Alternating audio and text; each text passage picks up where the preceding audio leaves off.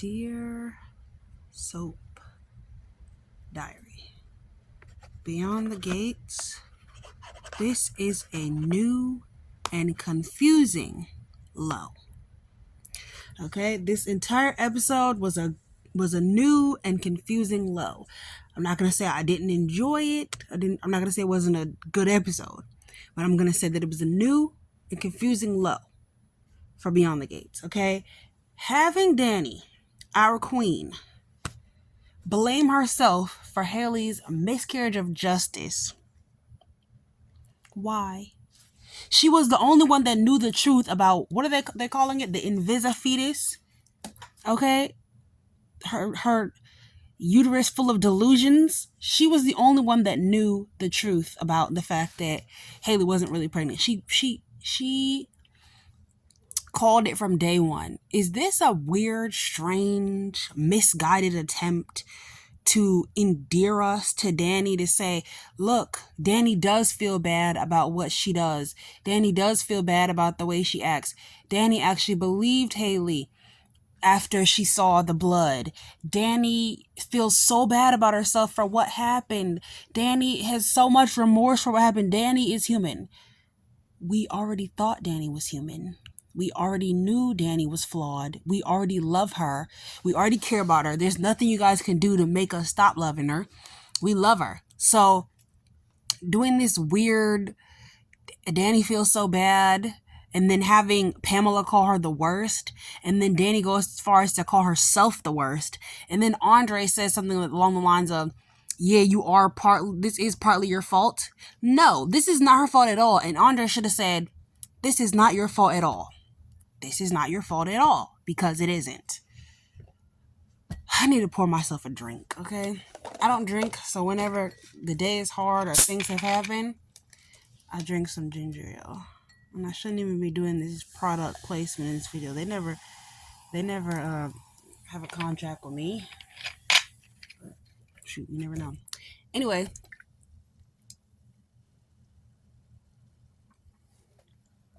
I need a drink. Just like Dani did.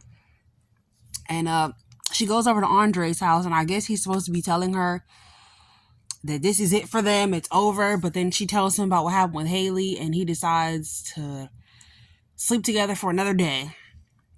She calls Bill, and Bill's like, you know, the baby's gone. And here's Dani beating herself up again about it. What baby? There's no baby. I wrote some notes this week, surprisingly. You know, I never write notes, but I decided, hey, write some notes. She actually said, I'm a monster in this episode. A monster. Really? Haley's the monster. But whatever. I guess it's so that it hits even harder when we find out Haley wasn't telling the truth. Newsflash, we always knew she wasn't pregnant. All right, so Naomi's in the apartment or the house or whatever with them, and Bill comes in, and Naomi's like, he's like, I'm gonna get you some tea. This hospital was terrible. They let you out so quickly after this. She's like, I just wanted to make it home to you. Look, I'm no miscarriage of justice expert, but if you have one, they usually will keep you there so that you know if there's risk of hemorrhaging, or if there's any trace of the baby left inside of you, like did the fetus expel itself, or you know, will they need to do a DNC procedure?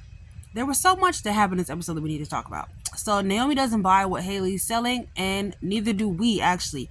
Right? So it actually gets her alone after Bill goes to make the tea. She's basically like, look, spill the tea before my dad comes back with the one he's making. And she actually admits it. She admits that she never got an ultrasound. But she claims, and she swears on the cross, that she actually was pregnant. It's just that she didn't get an ultrasound. Why didn't you get an ultrasound, Miss Ma'am, if you were pregnant? I remember I told you guys that story in my last video about the friend that I had that was pregnant. Yeah, she didn't have an ultrasound either. She was actually too scared to go to the doctor or something like that. Or she, I don't know, something about she was going to the doctor in her home state, but she just didn't go to the doctor in the state that we lived in I'm not going to get into too many of the details, but basically she was living in another state, and she came down to the state that I live in, and I was trying to get her health insurance so she could take care of the situation with the baby. Make sure the baby's, make sure she's healthy and the pregnancy is healthy. But there was no pregnancy. So this is all too familiar to me because I've watched somebody fake a pregnancy before. I didn't know she was faking a pregnancy, but I'm excited. I'm celebrating. We're picking out names. There's no baby. So she said that she didn't want to do the ultrasound because it would prove that something was actually wrong with the baby, because when she had the cramps, she thought maybe something's wrong with the baby. But if the doctor didn't say it, then maybe, just maybe, something wouldn't be wrong with the baby. But this time she went to the doctor and the baby's gone. If there ever was a baby, because there wasn't. Because you can almost believe her in what she's saying. And then you remember that she has that situation with Randy, where Randy lies about his name, and they go to the hospital, and he pretends not to know who Dani is. And what is going on with her and Randy? Because isn't Randy supposed to be Doug's age? Doug and Vanessa and all them, which is the same age as, like, Naomi's aunt and them. Like, and Naomi is older. Naomi's aunt, Nicole, is older than Dani. So this man has to be older than Dani. This man has to be older than Dani. What's this issue? What's up with this? Like, is she his niece, his sister, his cousin? And he pretended not to know the Duprees. He definitely knows the Duprees. Speaking of Randy, I noticed his accent was gone in this video. I didn't really like it. It does show his versatility as an actor, but I personally love the authenticity of Randy's accent. Child, I feel like I need to break these videos up into 10. Okay. So this whole she was with Randy and they're going together and she's always on the phone with somebody secretly. It's giving fake pregnancy, okay? So Jan goes and sees Derek in the restaurant drinking a protein shake. It's like, damn, that's what you eat for dinner now that you with Ashley? Well, when he was with Ashley, he was eating oodles and rice. So he's not doing no better, no worse. She tells him that he needs to go after Ashley because she's the best thing that ever happened to him, and she's the prize or something. Ashley's not a prize. She's not a prize. Derek says, look, maybe Andre Richardson did me a favor. He did, boo. He did. But she urges him to fight for his woman, and he goes over to Ashley's place. I actually liked his plea to Ashley because it was sincere, and if Ashley had any sense, this would be the type of man that she would be with. A man that doesn't have everything, but is generous. A generous man who is willing to give you everything and willing to work hard to give you all that you want. And who has a stable job and makes money. And he's not broke. But Ashley doesn't have any mother effing sense. So why should we expect her to make sensible decisions? Let's see. Where was I in my little list? We're going to go back to... Are we going to go back? I don't know. Well, I'm going to go back to Naomi for a second. Naomi is way too... I don't know. Naomi's way too smart to believe anything that Haley has coming out of her mouth. So Haley ends up telling her story to Naomi and saying, please don't tell anybody. I'm just going to feel worse about not doing enough to protect my baby, blah, blah, blah. So Bill comes in and she's like, I have something else to say. And he's like, what is it? She's like, I'm really sorry for your loss, Dad. I was looking forward to this. Gives him a hug, leaves. And she's like, oh, thank you. Yeah, because you live to scam another day. Naomi, please go tell somebody about this. Please go tell somebody about this. Speaking of Naomi, we go to Naomi's raggedy friend, Ashley, who's in her apartment doing Tybo and Richard Simmons workout tapes because she's a lame clown ass. You know what. So, Ashley's very much lame, and she's in there doing Tybo in her apartment saying, what should I choose? Who should I end up with? A woman like you shouldn't even have options, okay? Derek is too good for you. Derek actually looked cute in this episode, okay? So, let's see. I think that Andre is intimidated by Dani. Definitely. Like, he gives her all those compliments, but at the end of the day, he doesn't want that. He wants a woman that looks up to him and he can show her everything. He can give her everything because she's never experienced anything before in life. And she's a doe-eyed virgin. and he can give her all her first experiences, like getting on a plane or taking her out of the country or the Louvre or take on or the scene and all those places. Or was it the scene? I don't know. But taking her all these fancy places that she's never been before, and she's so grateful to him, and she just thinks he's the bee's knees and he's so wonderful. That's what he wants. He doesn't want a woman like Dani who's been through a lot and who's seen a lot and doesn't see all those things, doesn't see him for what he's done and all that he has accomplished and what he can show her, but like who he is to her as a person and how they can relate to each other, have a relationship. He doesn't want to be seen like that. I told you he's on that grown man moves. I just want to get married to whoever's there when I'm ready, and Ashley's there when he's ready. Let's see. Are we gonna get to it? Yeah, we are. So Ashley walks in on Andre and Dani kissing, and Ashley got exactly what she's looking for, okay? Because she turned down Derek, and Derek had to go back and tell her mama that she turned him down. Then I'm going to get to the point of the episode that I really want to get to. We're going to talk about Ashley for one more second. So first and foremost, I want to say that Ashley's an idiot. And these brokies never gave her anything in life. You want to know why? Because she never required more. Okay, Ashley's going to get the bare minimum from Andre as she was getting from Derek. She could have got more from Derek if she just expressed herself and what she wanted. But Ashley is a lazy bum. Okay, she doesn't really want to go after the life she wants. She wants somebody else to bring her along on their journey. She wants to just go wherever Andre goes and follow him around. She doesn't have the courage to go do anything for herself. So she's using Andre for his experiences and what he represents. He represents a different life for her, traveling, being on yachts, going to Africa, being in France, going to Spain and Italy, all the places that she so-called ever wanted to go. Well, how come Derek didn't know you ever wanted to go to those places? Because you never talked to him about it. She tells Derek, we never even imagined those places because he didn't know it's where you wanted to go. Yeah, Derek's a little plain, but doesn't mean he has to spend his life as plain. You guys could experience new things together, but instead, you don't want to go with Derek and experience life. You want a tour guide because you're too lazy to go do things by yourself. Because if you was really that girl, you wouldn't even need Andre. You would go sign to be a travel nurse, and you would go work and live wherever the hell you wanted to. But you're lazy, and you want a man to do everything for you. Doug was already hip when he told Randy that it sounded like woman problems that he was talking about. I hated the whole interaction. I hated everything. Like, Doug and Randy almost get away with their foolishness if it wasn't for a measly white woman named Vanessa. I like Vanessa, I do, but this whole thing with her and Doug and Joey, it definitely, some people were saying it before and I would just repeat it, but I truly and genuinely honestly believe now it's giving rhymes with duck, starts with C, okay?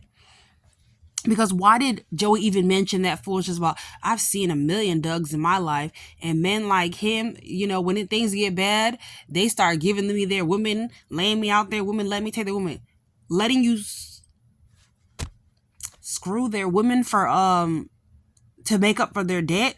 Doug could never be anything like that. And here goes Vanessa. Oh, I could never see Doug the same way after being with you, but I still care about him, and tells him about the bug. She should have never did that. She should have never done that. She doesn't want to lie to Joey. And he's like, wow, a woman that looks out for me in my best interest. She tells him she's looking out for him in his best interest, but also herself and her husband. Joey is falling in love with Vanessa. And he says, you can't control who you love and what love makes you do. He is going to kill Doug. He is going to have Doug killed so he can have Vanessa all to himself because that's who he wants. She proving that she still cares about Doug as much as she does is just showing him that he needs to get Doug out of the freaking way. And the fact that they have two black men in this show trying to get out from underneath a white man's thumb, like he's all the power, and his white wife is sleeping with this white man and saying, I'll never see that man the same way ever since I met you. We know Doug's story, how he made it out the hood. He probably got into a private high school and ended up meeting Vanessa that way. And he ended up trading in the hood for a white coat and a white woman. The optics of this don't look good. And people can say don't make everything about race, but life is all about race. And the people who made life all about race are the people who always say don't make life all about race. They're the ones who made it all about race. Because I don't remember any black people talking about race as far as like anything about race in Africa. In the back in the days, it was more so about tribes. It wasn't necessarily about race. So, where was I? Yeah, I don't like this. Where was I? There was a few things. Naomi's stupid. Ashley goes coming for her. Yeah, if it wasn't for Vanessa, they would have gotten away with it. I really don't like that. I hate the nasty statements that Joey made about Doug and men like Doug who are, I guess, weak men or whatever. And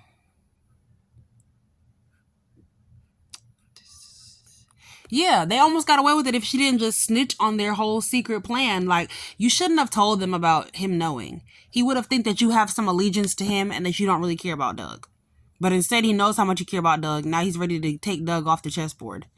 So I suspect we might lose Doug before the end of the year, which is horrible, but it might happen. And this is, like I said, a new and confusing low for Beyond the Gates, because here we have a black woman fighting with a black man, fighting with a white woman over a black man, and it's a mediocre girl. Okay, she has nothing interesting going on in her life, and she's using this man to make her life more interesting. He's a plot point in her story while he's trying to make her the main character in his. And Dani's the main character. Okay, when we signed up for this soap, we signed up to think that we were finally going to win. We were finally going to have interesting stories about us. Instead, we're getting these weird stories where all the black people are underneath the white person's thumb, and the main character and the most compelling character is being relegated to a side character in a white woman's story about self-discovery. And Jan, I love Jan, and I don't feel any ill will or malice in her story when she's talking about Andre. I don't think it has anything to do with race. I think she really just doesn't want her daughter to get mixed up with a player, because Derek is honestly the better choice for her, but she doesn't want him. She wants something else. She wants to see what's out there. She want to live life, and she can't do it by herself, so she has to use somebody else to do it instead of just doing it by herself and living life on her own. How about she just be single for a while? I don't like it. It's not giving. And everybody deserves better than what we're getting. This is a new and confusing low for Beyond the Gates currently, and you're losing me. You're losing me. You're losing me. You're losing me. Dani feeling bad about this situation, about a little girl losing her husband's baby. Like, that girl, you owe that girl nothing. She owes you everything. I'm surprised Haley isn't white, to be completely honest, the way this show goes. Who's writing this? Like, I thought this would be finally the time where we would... Oh my God, sorry, I was looking at email. Hilarious. But I thought this would be the time where we finally, like, are the winners in this story. How about we have somebody under our thumb? How about another black man? Joey Armstrong could have been played by another black man. And this guy could have been his business partner. But instead, we're under a white man's thumb all over again. White woman ruining lives all over again. With Doug and this whole situation. White woman ruining Dani's little so-called happiness. I do not want Dani and Andre together. Like I said, I just want to build this them together and have a heart attack. I'm ready for her to move on. This is a new and confusing low Beyond the Gates. This is a new and confusing low.